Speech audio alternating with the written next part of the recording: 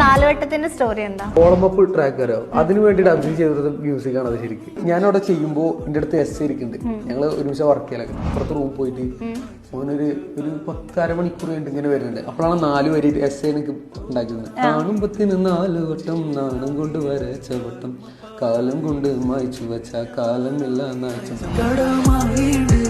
മണവാളത്തൊക്കെ ആണെങ്കിലും ഒരു ചെറിയ ഹിറ്റ്, അത്യാവശ്യം വലിയ ഹിറ്റാണ്. വലിയ ഹിറ്റാ.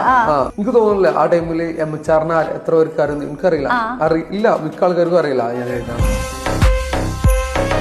പടച്ചോറിന് പറഞ്ഞ ഒരു സോങ്.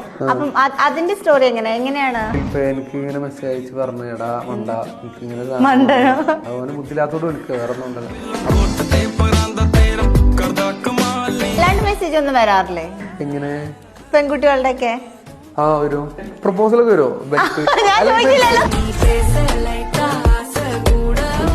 കണക്കിന് നിന്നോരാണ് കുഞ്ഞാപ്പു കളി വിട്ട് നിന്നാ നേര് 500 800 ഒന്നാണോന്ന് എന്താജി പറയുന്നു.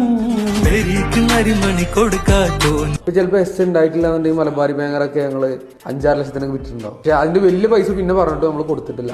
10 കോടി വന്നാലോ? ഇല്ല, കൊടുക്കൂല. ഇല്ല. ആണോ? എന്താ? അത് നിലപാടതല്ലേ.